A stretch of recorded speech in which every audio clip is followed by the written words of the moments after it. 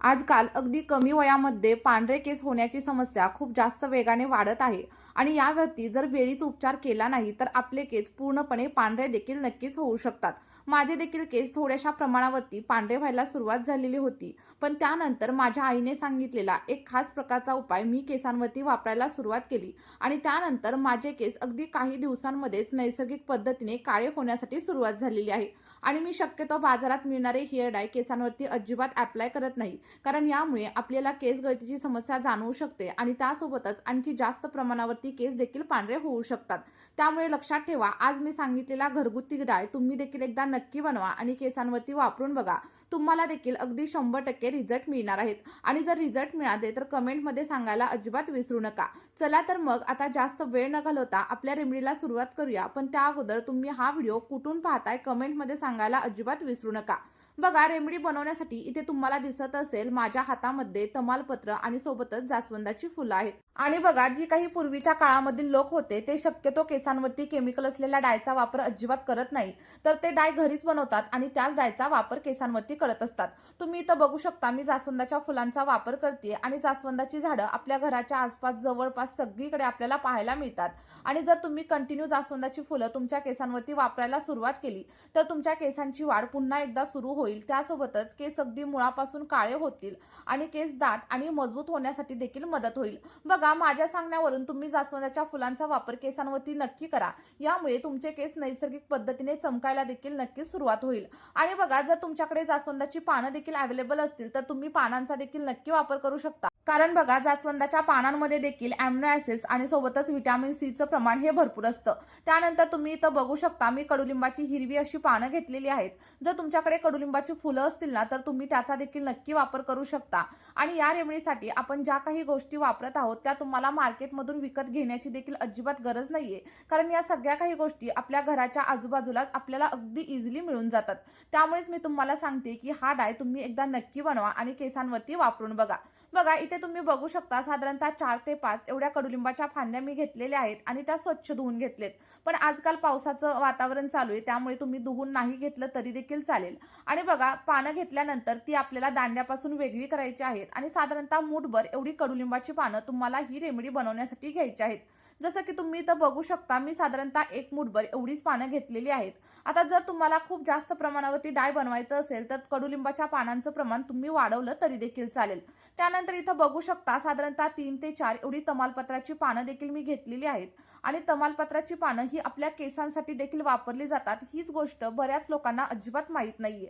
जर माहीत नसेल तर आजचा हा व्हिडिओ तुम्ही शेवटपर्यंत नक्की बघा, कारण जर एकदा तुम्ही हा व्हिडिओ बघितला तर त्यानंतर तुम्हाला मार्केटमधील कोणत्याही प्रकारचा डाय वापरण्याची अजिबात गरज लागणार नाहीये. बघा, यामुळे काय होतं, जर तुमच्या स्कॅल्पमध्ये एखादं फंगल इन्फेक्शन झालं असेल किंवा मग तुमच्या स्कॅल्पमध्ये खाज वगैरे येत असेल आणि केसांची मुळं खूप जास्त कमकुवत झालेली असतील तर तमालपत्र या सगळ्या काही समस्या कमी करण्यासाठी तुम्हाला मदत करत असतं. बघा, इथे तुम्ही कडुलिंबाची जर तुमच्याकडे वाळलेली पानं असतील ना तर त्याचा देखील नक्की वापर करू शकता. आणि जर तुम्हाला परचेस करायचे असतील तर डिस्क्रिप्शन बॉक्समध्ये मी तुम्हाला लिंक प्रोव्हाइड करते, तुम्ही तिथून देखील नक्कीच परचेस करू शकता.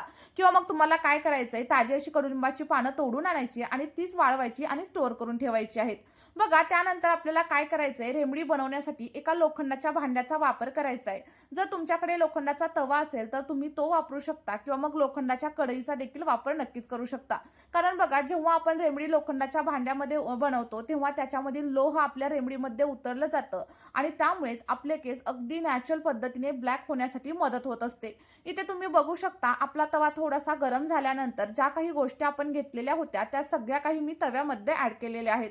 जसं की आपण जास्वंदाची फुलं घेतलेली होती, त्यासोबतच तमालपत्र आणि कडुलिंबाची पानं, या सगळ्या गोष्टी आपल्याला भांड्यामध्ये ऍड करायच्या आहेत. आणि त्यानंतर मीडियम फ्लेमवरती किंवा मग लो फ्लेमवरती हळूहळू या सगळ्या गोष्टींना व्यवस्थित असं भाजून घ्या. आणि बघा, व्हिडिओमध्ये पुढे जाण्या अगोदर तुम्हाला एक छोटीशी विनंती आहे, जर चॅनलवरती नवीन असाल ना तर लगेचच चॅनलला सबस्क्राईब करा, कारण अशाच नवनवीन रेमेडीज मी तुमच्यासाठी दररोज घेऊन येत असते. सोबतच व्हिडिओ तुम्हाला थोडा जरी हेल्पफुल वाटत असेल तर व्हिडिओला एक लाईक नक्की करा. आणि तुम्ही आपला हा महत्त्वपूर्ण असा व्हिडिओ नक्की कोणत्या गावामधून किंवा कोणत्या शहरामधून पाहताय कमेंटमध्ये सांगायला अजिबात विसरू नका, जेणेकरून मला देखील समजेल की माझे व्हिडिओ नक्की कुठं कुठंपर्यंत पोहोचत आहेत. बघा आता व्हिडिओमध्ये तुम्ही बघू शकता आपली जी काही पानं आहेत ती ड्राय रोस्ट व्हायला सुरुवात झालेली आहे आणि ही पूर्णपणे ब्लॅक होईपर्यंत आपल्याला व्यवस्थित अशी भाजून घ्यायची आहेत.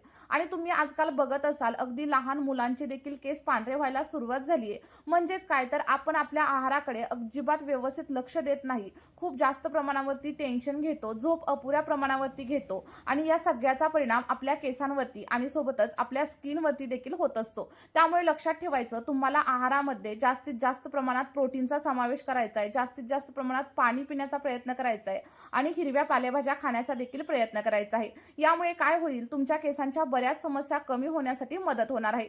आता बघा तुम्ही इथं बघू शकता आपल्या ज्या काही गोष्टी होत्या त्या सगळ्या काही पूर्णपणे ब्लॅक होईपर्यंत मी भाजून घेतलेत आणि तुम्हाला देखील सेम मी सांगितलेल्या पद्धतीनेच ही प्रोसेस करायची आहे. आणि जर तुम्ही अशा पद्धतीने डाय बनवला आणि केसांवरती वापरायला सुरुवात केली तर अगदी 4 ते 5 वापरांमध्येच तुम्हाला तुमच्या केसांवरती अप्रतिम असे रिझल्ट पाहायला मिळणार आहेत. आणि बघा जेव्हा तुम्हाला रिझल्ट भेटतील ना तेव्हा कमेंटमध्ये शेअर करायला अजिबात विसरू नका, कारण तुमच्या एका कमेंटमुळे आपल्या बऱ्याच सबस्क्रायबर्सला खूप जास्त प्रमाणामध्ये फायदा होत असतो. आता तुम्हाला काय करायचंय पूर्णपणे सगळ्या गोष्टी भाजून झाल्यानंतर आपल्याला गॅसची फ्लेम बंद करायची आहे आणि हे सगळ्या गोष्टी एका सेपरेट बाउलमध्ये काढून घ्यायचेत. काढून घेतल्यानंतर याला थोडंसं थंड करा आणि बघा हाताने चुरगळल्यानंतर याचा लगेचच भुगा झालेला तुम्हाला दिसत असेल.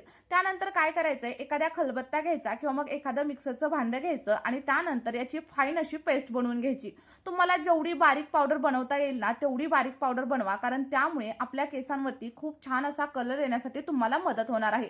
बघा इथे मी देखील थोड्याशा प्रमाणावरती हा डाय बनवणार आहे. मी जास्त प्रमाणावरती अजिबात बनवणार नाहीये, कारण मला पांढऱ्या केसांची समस्या अजिबात नाहीये. पण हा डाय मला तुमच्यासोबत शेअर करायचा आहे, त्यामुळे मी अगदी थोड्या प्रमाणावरती तुम्हाला इथे बनवून दाखवते. बघा डाय बनवण्यासाठी जी काही पावडर आपण रेडी केली आहे ना ती एका सेपरेट बाउलमध्ये काढून घ्यायची आणि हा डाय तुम्ही 2 ते 3 वेगवेगळ्या प्रकारे बनवू शकता आणि त्यामधीलच एक पद्धत मी आज तुमच्यासोबत शेअर करणार आहे. आणि त्यामुळे व्हिडिओ इथे स्किप करून जाऊ नका, तर शेवटपर्यंत नक्की बघा. आता बघा आपण याच्यामध्ये साधारणतः 1 ते 1.5 चमचा एवढी आवळा पावडर देखील ऍड करणार आहे, कारण तुम्हाला माहीतच असेल आवळा पावडर आपल्या केसांना नैसर्गिक पद्धतीने काळं बनवण्यासाठी, सिल्की आणि स्मूथ बनवण्यासाठी खूप जास्त प्रमाणावरती हेल्प करत असते. जर तुम्हाला इंटरनली आवळा पावडर घ्यायची असेल तर तुम्हाला काय करायचंय रोज सकाळी 1 कप पाण्यामध्ये 1 चमचा आवळा पावडर ऍड करायची आणि ते पाणी पिऊन घ्यायचं. असं केल्यामुळे देखील तुमच्या पांढऱ्या केसांची समस्या लवकरात लवकर कमी होण्यासाठी तुम्हाला मदत होणार आहे. बघा इथे बघू शकता साधारणतः 1 ते 1.5 चमचा एवढी आवळा पावडर मी घेतलेली आहे आणि त्यानंतर दोन्ही गोष्टी आपल्याला व्यवस्थित अशा मिक्स करून घ्यायच्या आहेत. आवळ्यामध्ये व्हिटॅमिन सीचं प्रमाण हे खूप जास्त असतं आणि तुम्ही तुमच्या आहारामध्ये देखील आवळ्याचा समावेश नक्की करू शकता, कारण आवळ्यामध्ये तुमच्या फक्त केसांनाच फायदा होत नाही तर तुमच्या स्किनला देखील खूप जास्त प्रमाणावरती फायदा होत असतो. त्यामुळे लक्षात ठेवा तुमच्या आहारामध्ये देखील आवळ्याचा समावेश नक्की करा. तुम्ही इथं बघू शकता आवळा पावडर आणि सोबतच आपण जी काही डायची पावडर रेडी केलेली होती त्या दोन्ही गोष्टी एकमेकांमध्ये आपण व्यवस्थित अशा मिक्स करून घेतलेल्या आहेत. आणि त्यानंतर डाय बनवण्यासाठी इथे मी दह्याचा वापर करणार आहे. जर तुम्हाला दही वापरायचं नसेल तर त्याऐवजी तुम्ही लिंबाच्या रसाचा देखील नक्की वापर करू शकता किंवा मग रोज वॉटरचा देखील वापर करू शकता. पण मी इथे दह्याचा वापर करते, कारण दह्यामुळे जर आपल्या केसांमध्ये थोड्याफार प्रमाणावरती कोंडा वगैरे झालेला असेल तर तो कमी होण्यासाठी मदत होते आणि सोबतच केस अगदी सिल्की आणि स्मूथ होतात. बघा इथे साधारणतः 3 ते 4 चमचे एवढंच दही तुम्हाला घ्यायचंय आणि तुमच्याकडे जर घरचं दही असेल तरी देखील चालेल किंवा मग तुम्ही मार्केटमधील दह्याचा वापर केला तरी देखील चालेल. दही ऍड केल्याच्या नंतर आपल्याला सगळा काही पॅक आहे तो व्यवस्थित मिक्स करून घ्यायचा आहे. बघा आपला जो काही डाय रेडी होईल ना त्याची कन्सिस्टन्सी तुम्हाला जास्त पण पातळ ठेवायची नाहीये किंवा मग जास्त पण घट्ट अजिबात ठेवायची नाहीये. मी तुम्हाला व्हिडिओमध्ये पुढे दाखवतेच की कशा कन्सिस्टन्सीमध्ये तुम्हाला डाय रेडी करायचा आहे. बघा व्यवस्थित असं मिक्स करून घ्या आणि त्यानंतर मी तुम्हाला सांगते की हा डाय केसांवरती कशा प्रकारे अप्लाय करायचा. बघा मिक्स केल्यानंतर जर डाय तुम्हाला थोडासा घट्ट वाटत असेल तर तुम्ही थोडंसं पाणी देखील त्याच्यामध्ये ऍड करू शकता आणि जर पाणी ऍड करायचं नसेल तर लिंबाचा रस किंवा मग रोज वॉटरचा वापर देखील तुम्ही नक्कीच करू शकता. बघा पाणी मी थोडंसं ऍड केलंय आणि त्यानंतर सगळा काही डाय अगदी व्यवस्थित असा मिक्स करून घ्या आणि मिक्स झाल्याच्या नंतर तुम्हाला काय करायचंय केस व्यवस्थित असे विंचरून घ्यायचे आणि ज्या ठिकाणी तुम्हाला पांढऱ्या केसांची समस्या जाणवत असेल त्या ठिकाणी सगळ्यात पहिल्यांदा डाय अप्लाय करायचा आणि तिथं अप्लाय करून झाल्याच्या नंतर संपूर्ण केसांवरती देखील अप्लाय करा आणि त्यानंतर कमीत कमी 1 तास हा डाय केसांवरती तसाच राहू द्या आणि 1 तासानंतर तुम्हाला अगदी साध्या पाण्याने हेअर वॉश करायचा आहे. लक्षात ठेवा, तुम्ही ज्या दिवशी डायचा वापर केलाय त्या दिवशी शॅम्पूचा वगैरे वापर अजिबात करू नका. तर त्यानंतर 1 ते 2 दिवसांनी तुम्ही शॅम्पूने देखील हेअर वॉश नक्कीच करू शकता.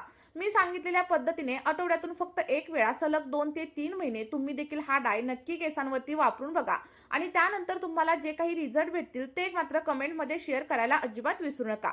चला तर मग या व्हिडिओमध्ये आपण इथेच थांबूया. भेटूया अशाच एका नवीन व्हिडिओमध्ये आणि एका नवीन अशा नैसर्गिक रेमेडी सोबत.